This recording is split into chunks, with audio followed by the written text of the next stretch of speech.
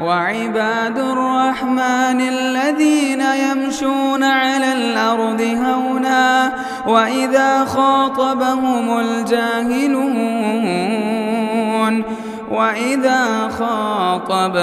الجاهلون قالوا سلاما.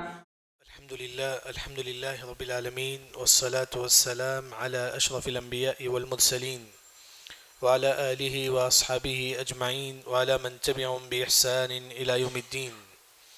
اللهم علمنا ما ينفعنا وانفعنا بما علمتنا وزدنا علما. بسم الله الرحمن الرحيم.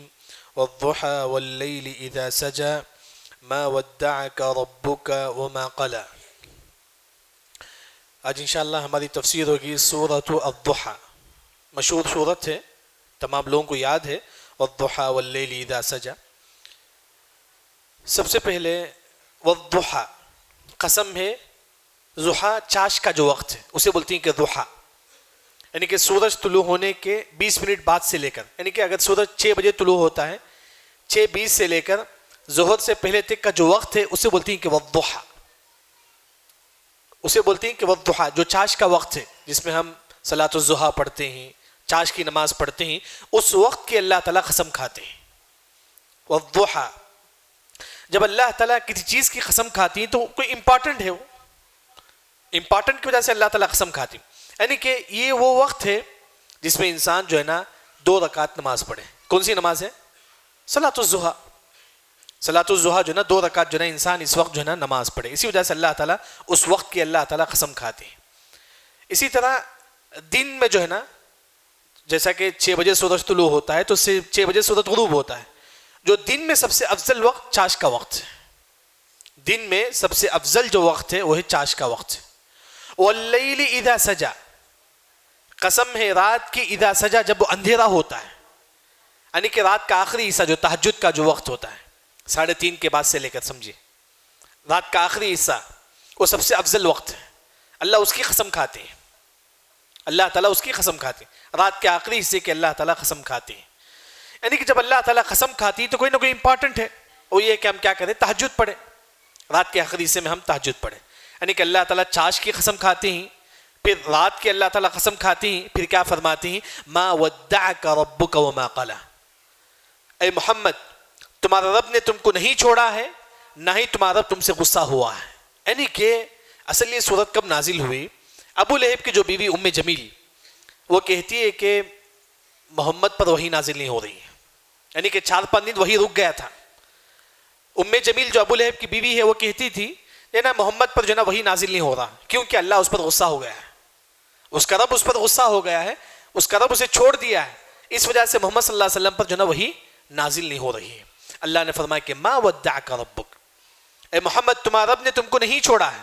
وما قلی، نہیں اللہ تم سے غصہ ہے. کیونکہ 4-5 دن وحی رک گیا تھا، لوگوں میں بات مشہور ہو گئی تھی محمد سے اس کا رب غصہ ہو چکا ہے، اس وجہ سے جو نا وحی نازل نہیں ہوتی ہے. اللہ نے فرمایا کہ ایسی بات نہیں ہے. پھر اس کے بعد اللہ تعالیٰ فرماتی کہ وَلَلْآخِرَةُ خَيْرٌ لَكَ مِنَ الْأُولَى. اے محمد تمہارے لیے بہتر کیا ہے؟ آخرت ہے. دنیا سے بہتر کیا ہے؟ آخرت ہے. یہ دنیا سے بہتر انسان کے لیے جو نا آخرت ہے. انسان جیے تو کس کے لیے جیے؟ آخرت کے لیے جیے. قبر کے لیے جیے، قبر میں مجھے کیا سوالات ہوں گے اس کی تیاری کرے. اصل ہماری زندگی کیا ہے؟ آخرت کی زندگی ہے. وہی اللہ تعالیٰ فرماتی ہیں کہ اے محمد تمہارے لیے جو ہے نا آخرت ہے. دنیا میں آزمائش آئے گی، تکلیف آئے گی. دیکھیں آپ کو بھی تکلیف آتی ہے، بیماری کے ذریعے سے کچھ بھی نہ کچھ تکلیف آتی ہے. اصل ہماری زندگی کون سی ہے؟ جنت ہے. اس وجہ سے امام احمد بن حنبل رحمہ اللہ فرماتی ہیں ایک مومن کو جنت میں قدم رکھنے سے پہلے تک اسے تکلیف آتے رہے گی، تکلیف آتے رہے گی. یہ پوری زندگی تکلیف رہے گی. سکون کہاں ملے گا؟ جنت میں. وہی اللہ تعالیٰ فرماتی ہیں کہ اے محمد تمہارے لیے جو ہے نا آخرت ہے. پھر اس کے بعد اللہ تعالیٰ فرماتی ہیں کہ وَلَسَوْفَ يُعْطِيكَ رَبُّكَ فَتَرْضَىٰ. یعنی کہ سورۃ ضحیٰ اس میں آپ صلی اللہ علیہ وسلم کے بارے میں دیکھیے. ہمارے نبی کا جو پاسٹ تھا، پہلی جو زندگی، اس کا بھی ذکر ہے اس صورت میں. ہمارے نبی کا جو فیوچر میں جو ہونے والا ہے آپ صلی اللہ علیہ وسلم کے ساتھ، وہ بھی اس صورت میں ذکر ہے. پریزنٹ یعنی کہ اس وقت آپ صلی اللہ علیہ وسلم کو کیا کرنا ہے وہ بھی اس میں ذکر ہے. یعنی کہ ہمارے نبی کے کا بارے میں پاسٹ، فیوچر، پریزنٹ تینوں جو ہے اس صورت میں ذکر ہے. دیکھیں وَلَسَوْفَ يُعْتِيكَ رَبُّكَ فَتَرْضَى، اے محمد صلی اللہ علیہ وسلم اللہ تعالیٰ آپ کو دیں گے ایسی چیز جس سے آپ خوش ہو جائیں گے، جس سے آپ خوش ہو جائیں گے. یہ کب ہے؟ فیوچر میں. کب؟ حوض کوثر ہمارے نبی کو دیں گے اللہ تعالیٰ. کل قیامت کے مقام محمود اللہ تعالیٰ ہمارے نبی کو دیں گے. اسی طرح جنت پہ سب سے پہلے کون داخل ہوں گے؟ محمد صلی اللہ علیہ وسلم. یعنی کہ بڑا مقام، یعنی کہ ایسا مقام اللہ تعالیٰ ہمارے نبی کو دیں گے جس سے آپ صلی اللہ علیہ وسلم خوش ہو جائیں گے. فترضى، یعنی کہ پھر ہمارے نبی کو سفارش کا موقع دیں گے. ہمارے نبی اللہ کے سامنے جا کے سجدہ میں گر جائیں گے اور تسبیح گنیں گے. پھر اللہ تعالیٰ کہیں گے کہ ارفع رأسک، اے محمد سر اٹھاؤ اور سفارش کرو. یعنی کہ اللہ تعالیٰ فرماتی کہ اے محمد ہم تم کو ایسی چیز دیں گے صلی اللہ علیہ وسلم جس سے تم خوش ہو جائیں گے. یہ ہمارے نبی کے فیوچر کے بارے میں ذکر ہے. وَلَسَوْفَ يُعْتِيكَ رَبُّكَ فَتَرْضَى. ہمارے نبی کا پاسٹ کیا تھا؟ ماضی کیا تھا؟ أَلَمْ يَجِدْكَ يَتِيمًا فَآوَى، اے محمد کیا تم یتیم نہیں تھے؟ اللہ نے تم کو پناہ دیا. ہمارے نبی یتیم پیدا ہوئے. جب ہمارے نبی کن کے پیٹ میں تھے؟ ان کے ماں کے جب پیٹ میں تھے اس وقت ان والد کا انتقال ہو گیا. والد کا انتقال ہوگا. جب ہمارے نبی پیدا ہوئے، پیدا ہونے کے بعد 4 سال تک حلیمہ سعدیہ کے ساتھ تھے. 4 سال تک. پھر اس کے بعد 4 سال کے بعد آپ صلی اللہ علیہ وسلم ان کی ماں کے پاس آ گئے. ان کے ماں کے ساتھ 2 سال تھے، ان کے ماں کا بھی انتقال ہو گیا. جب 6 سال تھے آپ صلی اللہ علیہ وسلم کی عمر، ان کے ماں کا بھی انتقال ہو گیا. پھر 2 سال آپ صلی اللہ علیہ وسلم کن کے ساتھ تھے؟ ہمارے نبی کے دادا عبد المطلب ان کے ساتھ تھے. 8 سال میں ان کا بھی انتقال ہو گیا. جب ہمارے نبی کی عمر 8 سال تھی ہمارے نبی کے دادا کا بھی انتقال ہو گیا. پھر اس کے بعد آپ صلی اللہ علیہ وسلم کی پرورش کون کی؟ ابو طالب، جیسا کہ مشہور ہے. یعنی کہ وہی اللہ تعالیٰ فرماتی کہ اے نبی تم یتیم تھے، اللہ نے تم کو پناہ دیا. پھر اس کے بعد اللہ تعالیٰ فرماتی کہ وَوَجَدَكَ ضَالًّا فَهَدَى. ضال جیسا کہ ہم بولتے ہیں کہ گمراہ، یا وہ معنی نہیں، یا وہ معنی نہیں. اے نبی آپ ضال تھے، اللہ نے آپ کو ہدایت دی. ضال کا مطلب ایک معنی یہ ہے، کبھی آپ دیکھیں راستہ بدل جاتے ہیں. کبھی آپ جو بڑا سٹی ہوتا ہے آپ کو راستہ سمجھ میں نہیں آتا ہے. یعنی کہ اس طرح آپ صلی اللہ علیہ وسلم مکے میں ایک مرتبہ جو ہے نا ابو طالب کے ساتھ جا رہے تھے، راستہ بدل گئے تھے آپ صلی اللہ علیہ وسلم، بھٹک گئے تھے راستہ. پھر بعد میں جو ہے نا ابو طالب جو ہے نا جا کے جو ہے نا بلا کر لاتے ہیں. ایک معنی جو ہے نا راستہ بھٹک جانا. آپ صلی اللہ علیہ وسلم ایک مرتبہ مکے میں راستہ بھٹک گئے تھے، اس کے بعد ابو طالب جو ہے نا جا کے ان کو بلا کر لاتے ہیں. لیکن وَوَجَدَكَ ضَالًّا کا ایک اور جو صحیح معنی ہے وہ یہ کہ ہمارے نبی کو معلوم تھا کہ دین، لیکن نماز کیسا پڑھنا، روزہ کیسا رکھنا، تہجد، یعنی کہ نماز تو معلوم تھا، نماز کیسا پڑھنا، روزہ کیسا رکھنا، دین کی تفصیلات ہمارے نبی کو معلوم نہیں تھی، ڈیٹیل سے معلوم نہیں تھا. کس نے بتایا؟ فہدا، اللہ نے بتایا. وَوَجَدَكَ ضَال، ہمارے نبی ضال تھے، یعنی کہ ہمارے نبی کو دین کا پورا علم نہیں تھا. کس نے دیا دین کا علم؟ اللہ نے دیا. ضَالًّا فَهَدَى. اس کے بعد اللہ تعالیٰ فرماتی کہ وَوَجَدَكَ عَائِلًا فَأَغْنَى. اے نبی آپ غریب تھے، عائل غریب تھے، فَأَغْنَى اللہ نے آپ کو مالدار بنایا. یہاں اس کی 2 تفسیر ہے. ایک آپ صلی اللہ علیہ وسلم معلوم ہے کہ پہلی بیوی کون تھے ہمارے نبی کے؟ خدیجہ رضی اللہ عنہ. جب ان کا انتقال ہوا تو وراثت میں بہت سارا مال ملا آپ صلی اللہ علیہ وسلم کو. اللہ نے مالدار بنایا ہمارے نبی کو. وہی اللہ نے فرمایا اے نبی آپ غریب تھے، اللہ نے آپ کو مالدار بنایا. ایک اور جو معنی ہے وہ یہ کہ غنى النفس، دل کی مالداری. انسان کے پاس جتنا پیسہ ہے اس میں وہ خوش ہوتا ہے، یہ بھی مالداری ہے. ایک انسان مالدار ہوتا ہے، پیسہ بہت زیادہ ہوتا ہے. ایک اور انسان اس کے گھر کا جو خرچہ ہے 20,000 روپے ہے، اتنا وہ کما لیتا ہے تو خوش رہتا ہے. بس ایک دل کا مالدار ہے، غنى النفس بولتے ہیں. یعنی کہ ایک مرتبہ آپ صلی اللہ علیہ وسلم جو ہے نا اللہ نے مال سے بھی نوازا، اور آپ صلی اللہ علیہ وسلم کے پاس جتنا مال تھا آپ صلی اللہ علیہ وسلم جو ہے نا اس سے بھی خوش ہوتے تھے. پھر اس کے بعد اللہ تعالیٰ فرماتی کہ فَأَمَّا الْيَتِيمَ فَلَا تَقْهَرْ. یعنی کہ أَلَمْ يَجِدْكَ يَتِيمًا فَآوَى، ہمارے نبی یتیم تھے، پاسٹ کا ذکر ہے. وَوَجَدَكَ ضَالًّا، ہمارے نبی کے پاس دین کا علم نہیں تھا. یہ کیا ہے؟ پاسٹ ہے، فیوچر ہے. پاسٹ تھا، ہمارے نبی کے پاس دین کا علم نہیں تھا. بعد میں اللہ نے قرآن نازل کی، حدیث. پھر اس کے بعد وَوَجَدَكَ عَائِلًا، ہمارے نبی کا پاسٹ کیا تھا؟ غریب تھے. اب اللہ نے پاسٹ بتا کے اب بتاتا ہے کہ پریزنٹ، اے محمد تم کو کیا کرنا ہے، اب تم کو کیا کرنا ہے پریزنٹ. فَأَمَّا الْيَتِيمَ فَلَا تَقْهَرْ. اگر تمہارے پاس کوئی یتیم آتا ہے اس کو جو ہے نا آپ ظلم مت کرو، کیونکہ آپ بھی یتیم تھے. اگر آپ کے پاس کوئی یتیم آتا ہے اس پر ظلم مت کرو، کیونکہ خاص طور پر کیا ہوتا ہے، یتیم اگر ہوتا ہے تو لوگ اسے پھر کر نہیں دیکھتے ہیں، اسے حقیر سمجھتے ہیں لوگ. یتیم کی کفالت کرے، اسے اپنی محفل میں بٹھائے، کیونکہ حدیث میں آتا ہے کہ اگر کسی مسلمان کا دل گھٹ ہو چکا ہے، گناہ کر کے دل جو ہے نا گھٹ ہو چکا ہے، امسح رأس الیتیم، یتیم کو اپنے بازو بٹھاؤ، غریبوں کے ساتھ بیٹھو، آپ کا دل نرم ہوگا. تو اسی وجہ سے اللہ نے فرمایا کہ اے نبی تم کیا کرو، یتیم کو مت جھڑکو، فَأَمَّا الْيَتِيمَ فَلَا تَقْهَرْ.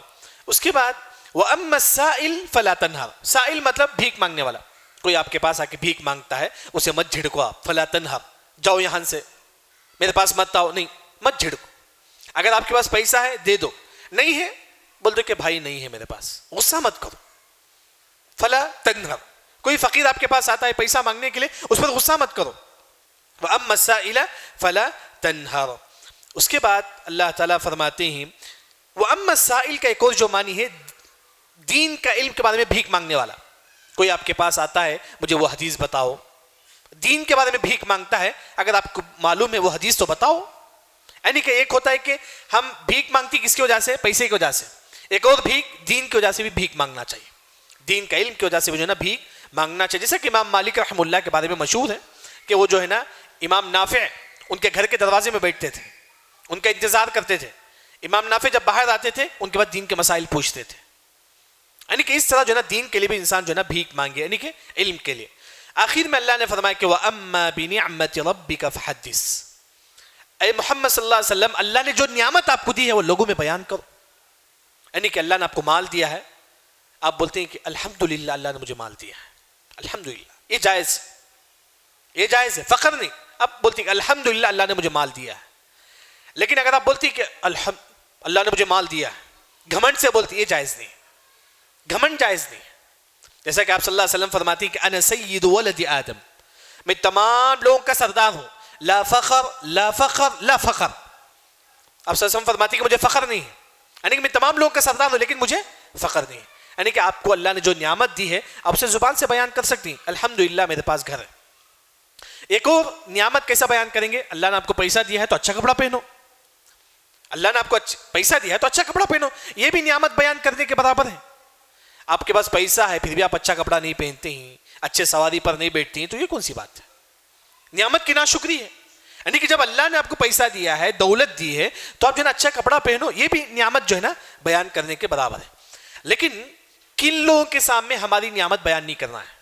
آپ کے پاس پیسہ ہے، دولت ہے، سب کچھ ہے، کن لوگوں کے سامنے آپ بیان نہیں کریں گے، آپ کا دشمن، آپ کا جو دشمن ہے اس کے سامنے آپ اپنی نعمت کو بیان مت کرو. جیسا کہ یوسف علیہ السلام کا جو واقعہ ہے، وہ اپنے بھائی کو بتا دیے تھے معلوم، جس وجہ سے ان کے بھائی نے ان کو کنواں میں پھینک دیے تھے. اس سے اہل علم نے کہا کہ جو آپ کا دشمن ہے اس کے سامنے آپ جو نا میرے پاس اتنا مال ہے، اتنا گاڑی ہے، اتنا پیسہ مت بیان کرو، وہ کیا کرے گا، آپ سے دشمنی کرے گا. وہی اللہ تعالیٰ فرماتے ہیں کہ وَأَمَّا بِنِعْمَةِ رَبِّكَ فَحَدِّثْ. یعنی کہ یہ سورہ ضحیٰ ایک چھوٹی سورت ہے جس میں ہمارے نبی کا پاسٹ بھی ذکر ہے، الم یجدک یتیما فآویٰ، ہمارے نبی کا فیوچر، وَلَسَوْفَ يُعْطِيكَ رَبُّكَ فَتَرْضَىٰ، ان قریب اللہ تعالیٰ آپ کو ایسی چیز دیں گے جس سے آپ خوش ہو جائیں گے، حوض کوثر دیں گے، مقام محمود دیں گے، جنت میں سب سے پہلے داخل ہوں گے، سفارش کا موقع اللہ تعالیٰ دیں گا. ہمارے نبی کا پریزنٹ وَأَمَّا الْيَتِيمَ فَلَا تَقْهَرْ، اے نبی جو یتیم آپ کے پاس ہیں ان کے جو مت جھڑکو. یہ سورت جو ہے نا جس میں ہمارے نبی کے بارے میں ذکر ہے، لیکن اللہ نے والضحیٰ کیوں فرمایا؟ اس سورت کی شروعات والضحیٰ سے اللہ نے کی. اس سورت میں ہمارے نبی کا ذکر ہے. والضحیٰ کا مطلب کیا ہے؟ روشنی ہے. صبح میں روشنی جو ہوتا ہے اسے بولتی ہے کہ والضحیٰ، روشنی. ہمارے نبی کا اس میں ذکر ہے لیکن اللہ تعالیٰ قسم کھاتی ہے کس کے؟ والضحیٰ کے. کیوں؟ ہمارے نبی اور روشنی میں کیا کنیکشن ہے؟ جب ہمارے نبی اس دنیا میں آئے، پیدا ہوئے، تو حدیث صحیح ہے، تو ہمارے نبی جس گھر میں پیدا ہوئے وہ پورا کا پورا گھر روشن ہو گیا تھا. جب ہمارے نبی اس دنیا میں آئے تو پورا کا پورا گھر جو ہے نا روشن ہو گیا تھا. والضحیٰ آپ دیکھیں گے یہ سورت والضحیٰ ہے. اس سے پہلے والی سورت ہے واللیل اذا یغشی. لیل کا معنی کیا ہے؟ لیل رات کو بولتے ہیں. اس سے پہلے والی سورت ہے نا رات، والضحیٰ دن. کیوں اللہ نے اس سے پہلے والی سورت کو رات کہا، اس کے بعد والی سورت کو ضحیٰ؟ اس سے پہلی سورت میں جو ہے نا ابو بکر رضی اللہ عنہ کے بارے میں ذکر ہے، ان کی شروعات لیل سے کہا. لیل کا مطلب اندھیرا، کفر کو بولتی. لیل کا ایک معنی اندھیرا، یعنی کہ جو انسان کفر کرتا ہے وہ کس میں ہے؟ اندھیرا میں ہے، گمراہی میں. ابو بکر رضی اللہ عنہ پہلے کیا تھے؟ کافر تھے، بعد میں اللہ نے ان کو اسلام کی توفیق دی. اسی وجہ سے سورہ لیل کی شروعات لیل سے کیا اللہ نے، یعنی کہ پہلے ابو بکر رضی اللہ عنہ جو ہے نا ظلمات میں تھے، کفر میں تھے، پھر اللہ نے ان کو ہدایت دی. یہ ہمارے نبی شروع ہی سے جو ہے نا نور تھے. والضحیٰ، نور کا مطلب نور نہیں ہے، مطلب اسلام کے ذریعے سے، دین کے ذریعے سے جو ہے نا شروع ہی سے ہمارے نبی جو ہے نا مسلمان تھے. والضحیٰ اس صورت میں جیسا کہ ہمارے نبی کے بارے میں ذکر ہے، والضحیٰ یہ دن میں سب سے افضل وقت ہے وہ کون سا ہے؟ چاش کا وقت. رات میں سب سے افضل وقت کون سا ہے؟ تہجد کا وقت. دو چیزوں کی اللہ تعالیٰ قسم کھاتے ہیں. ہمارا نبی تمام میں افضل ہی نا, تمام لوگوں میں افضل کون ہی؟ آپ صلی اللہ علیہ وسلم. اللہ قسم بھی افضل چیزوں کی کھاتے ہیں. والضحیٰ, دن میں افضل چیز چاش کا وقت ہے. اللہ نے قسم افضل چیز کی کھاتی ہیں, کیوں؟ ہمارے نبی بھی افضل ہیں. پھر اللہ تعالیٰ واللیل اذا سجا, رات کا جو وقت ہے تہجد کا وقت سب سے افضل ہے, اللہ اس کی قسم کھاتی ہیں. افضل وقت کی قسم کھاتی ہیں رات میں, کیوں؟ کیونکہ ہمارے نبی بھی کیا ہیں؟ افضل ہیں. یعنی کہ ایک عظیم صورت ہے جو انسان کو پڑھے. اس صورت میں جو سبق ہم کو ملتا ہے وہ یہ کہ ایک مسلمان ہمیشہ ہمارا ٹارگٹ کیا ہو؟ آخرت ہو, اس کے بارے میں سوچے, اور انسان جو ہمارا جو پاسٹ ہے اسی بھی یاد رکھے. اللہ نے آپ کو مال دیا ہے, ہمارا پاسٹ بھی یاد رکھے. پہلے ہم غریب تھے, اللہ نے آپ کو مال دیا ہے تو اس مال کو اللہ کے نام میں خرچ کرے. پھر جو فقیر آپ کے پاس آتی ہیں ان کو مت جھڑکو. اسی طرح جو یتیم آپ کے پاس آتی ہیں ان کے ساتھ حسن سلوک کے ساتھ پیش آؤ. جو اللہ نے آپ کو نعمت دی ہے اس کا آپ شکر بجا لاؤ. اللہ رب العزت سے دعا ہے کہ اللہ تعالیٰ ہم تمام کو صحیح دین سمجھ کر عمل کرنے کی توفیق عطا فرما. سبحانک اللہم بحمدک, اشہد ان لا الہ الا انت, استغفرک و اتوب الیک. مسجد عباد الرحمن کے پلیٹ فارم سے ہونے والی دعوت و تبلیغ کے مشن کو آگے بڑھانے میں ہمارا بھرپور ساتھ دیں. علم و عمل سے ناطہ جوڑنے کے لیے اہل علم سے جڑیں. مسجد عباد الرحمن کے یوٹیوب چینل کو سبسکرائب کریں اور آگے شیئر کرنا ہرگز نہ بھولیں. فجزاکم اللہ